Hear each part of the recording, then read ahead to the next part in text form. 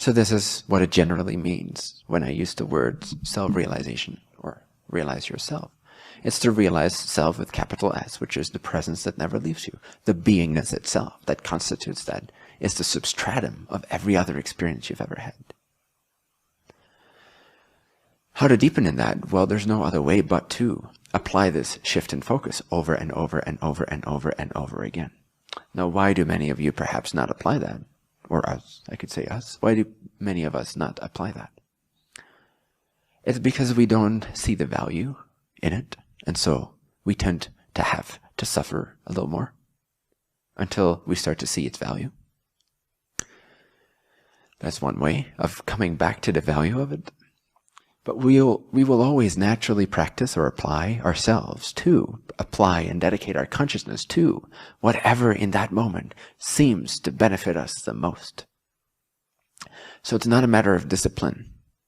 Although sometimes to kick yourself in the butt is a good thing, and I encourage you to, with no judgment, just like, I've been slouching for a week. It's time for me to sharpen my consciousness, my focus, my self-awareness. It's time for me to do something with this precious resource that is who I am. That's a good thing. I beat myself up a lot of the times in this way. But there's no judgment, you see. It's just a fun thing. There is no judgment anywhere. When you notice something is quote-unquote flawed about yourself or less than preferable, many people collapse back into, oh, that is so painful, or oh, I don't want to observe that. I don't want to recognize that. I don't wish to acknowledge that. Or they blame the other person for pointing it out to them. But there is a far more constructive way to deal with feedback, whether that's feedback from your own observations, from your own stumbling upon your experiences, stumbling over your experiences and feeling less than preferable, less than optimal, or whether someone else points out that you have been kind of lazy the past week in a certain way, or that you have been this or that. To instead judge yourself based on that, or to believe that the other person judges you, simply take that as an opportunity, because do you not wish to utilize the resource that is this moment more effectively? Do you not wish to apply yourself in the most beneficial, self-loving, self-honoring way? Do you not wish to honor your life? Do you not wish to honor this moment? I think you do. So then take all that and have it be an exciting motivator, a catalyst for growth and a catalyst for sharpening your focus, not to feel judged, but to actually feel excited, to step it up a notch, to step up your game. Does that make sense? So none of this is judgmental in nature, unless you insist that it is, then you'll have that experience of it. So why do we not practice? Again, like I said, it's not actually a matter of discipline. In the end, discipline is not going to save you. It's not going to reveal this. It's not going to deepen your self-realization. Discipline is a natural result of knowing where true value lies. So to become more dedicated to what is true, whether that is self-realization or whether that is self-activation, like empowerment and becoming more of who you're meant to be as an individual expression. It's another way you can apply your consciousness. It's very beneficial. But for the purpose of this talk, let's talk more about the self-realization aspect of it. You're realizing the depth, the immortality, the changelessness of the truth of your being. Not so much why you're here and what your purpose is and what your skills are and where your creativity lies and how you can have your manifest life flow more effortlessly and joyfully. That's all great. Maybe we'll get to that in a little bit. But for now, to discover first and foremost the consciousness that never leaves you, the immortality of your being, the essence, the nature of who you are, of what you are. To deepen in that, you don't necessarily need discipline. What you need is clarity. The clarity to know where value is present and where it is not. So then I ask you to look at your life, the unconscious portions of your life, the stumbling over things, stumbling upon things, being a victim of things as they seem to appear outside of your control, outside of your consciousness. They just happen to you. Life just happens to you.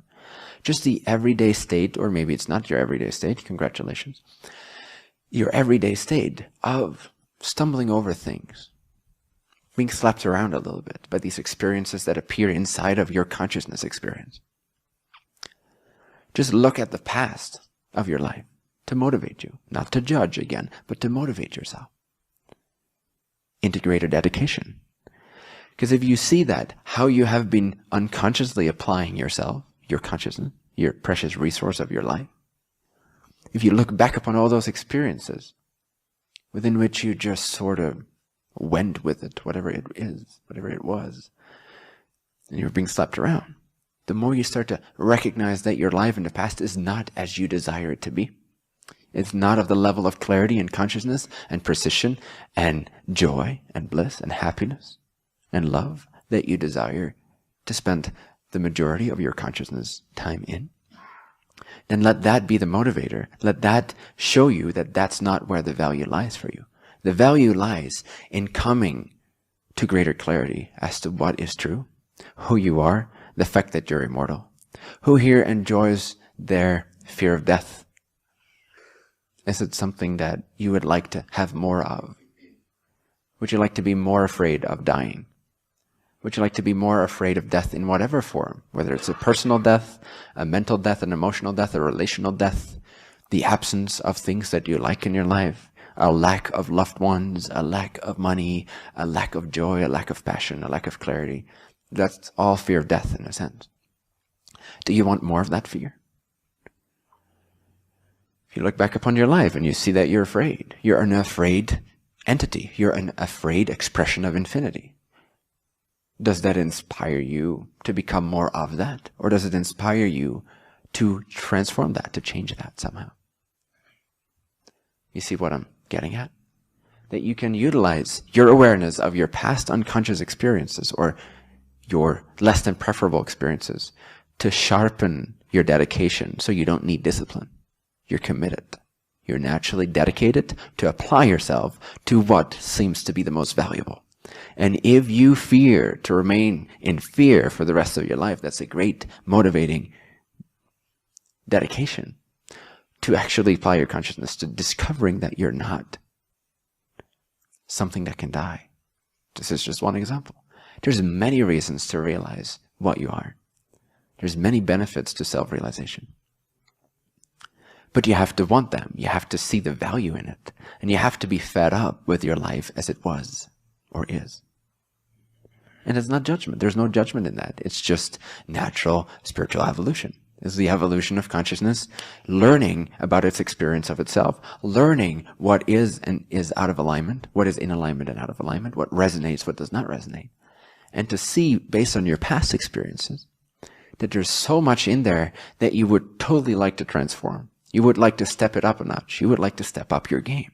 You would like to become more conscious of who it is you truly are, of what it is you truly are, of the fact that you are eternal, the fact that you are limitless, the fact that you are an expression of infinity, the fact that you are unconditionally loved. How many of you wish to continue to believe they're not loved? Anyone? Is that an enjoyable state to be in? Does that resonate? Does that excite you? If so, congratulations. I'm assuming that for most of you the answer is no. So if you see that for most of your life you just unconsciously have believed that you're not worthy, you're not lovable, you're lacking all these things. You cannot just feel good. You cannot just be the universe. You cannot just be at one with your godlike self. You're not allowed to. That would be sinful. That would be arrogant. That would be unworthy. You're unworthy of all that. Do you wish to continue to experience yourself in that way, unconsciously? Or can that also motivate you to sharpen your focus and to naturally become more dedicated to discover that there is no lack, that you are one with the universe, that you are at the heart of your being the creator itself, infinity itself, and that everything about you that is form, that is manifest, is simply a unique expression infinitely worthy of unconditional love, and it is unconditionally loved. And it is eternal. It transcends death and life. Do you wish to experience yourself more like that on a daily basis? If not, that's totally fine. Keep on trucking as you have been trucking, as you have been doing. But if you want to change, if you wish to actually sharpen your self-realization, deepen your self-realization, then you have to be the one that wants that. You cannot just expect yourself to follow certain practices for a couple of days And then, okay, let's do this, let's do that. You can do everything you want to do. You can go to movies, you can distract yourself. That's all beautiful. But if you don't have the foundation of knowing that you're eternal, that you're free no matter what, that you're loved no matter what, that you're worthy no matter what, then none of these things are really ultimately going to satisfy you. They have to be expressions of truth. They have to be expressions of a truthful vision. The vision that you are eternal, the vision that you are lackless, the vision that you are limitless, the vision that you are unconditionally loved, you are endlessly worthy, you are endless abundance. Everything is possible. You are meant to follow your heart. You're meant to act on your joy. You are supported in your joy. You are supported in your love, in your passion, in your inspiration. And you are at one with the universe. You are, in fact, the one creator, created the universe. Now, from that point of view, yes, go to the movies. From that point of view, yes, be who you are. From that point of view, from that resonance field, from that vibratory understanding, from that conviction, yes, everything that you touch, everything that you do, no matter how distracted it seems to be, will be infused with a sense of brightness, a sense of love, a sense of joy, a sense of excitement, a sense of passion, a sense of feeling that you're inseparable from all that is. Bliss. But you want to have to change. You got to want to change your vibratory understanding of who you are, your conviction. Are you convinced of these primordial truths? If not, you got some work to do, and that is absolutely great. Just start recognizing the value of it, and it will naturally occur. You'll naturally be dedicated to discover, to inquire, to investigate, to recognize, to not do as you have done, to not believe as you have been believing, to not just observe automatically and be biased as you have been observing automatically and being biased. You have to want to break free of that spell that you have created for yourself because you want to be comfortable in your vibratory understanding of being a victim of lack. If you want to change that, you have to step up your game. You don't need discipline because discipline is doing something you don't see the value in. You have to be dedicated, which you all naturally are. You're all 100% dedicated to whatever it is you believe is most valuable. Your comfort zone, for example. For many of you, your comfort zone is the most valuable resource. It's not going to get you anywhere, but that's all right. That's because you lack the clarity to see that it's just leading you down the same path you've been walking down. You're not seeing the research, you're not seeing the value of actually breaking free from that. So again, you always choose what you choose based on what you perceive contains the highest degree of benefit for you. You're already 100% disciplined and dedicated to that. So what I'm saying is just become more clear that the things you perceive value in are absolutely valueless. And perhaps the things that I talk about are a little more valuable to you. Unless it doesn't resonate, unless it does not excite you, unless you don't see any reason in it. But usually when I share things like that, people can say, oh yeah, that would be fun to know that I'm immortal. Would be good. That resonates to know that I can't die. Who doesn't want to know that? Who doesn't want to know right now and actually feel vibrationally for a fact, 100% convinced, no matter the proof, no matter the non-proof, no matter other people's disbelief, for a fact to know that they are beyond life and death, that they cannot die, to know that how would that change your composure in life? How would that add value and joy to the things that you are already doing? Wouldn't that expand you? Wouldn't that make things so much more lovable and enjoyable? And less stressful and less lacking. And that's just one aspect of self-realization. There's many. So if things like that resonate for you, if you wish to transcend your human nature as well, and by human nature I simply mean conditioned nature, because in a sense, you're waking up, you're arousing your true humanity. The potential of the human being is to live life in vibrational conviction of the truths of the non-physical, of the truth of your being. And that's when everything starts to glow with joy, with love, with clarity, with certainty, and yet mystery at the same time. So take a clear and sincere and honest, non-judgmental, but honest look at your life as it is, at how you've been conducting yourself, how you've been carrying your energy with you. How conscious, how dedicated, how decisive have you been today?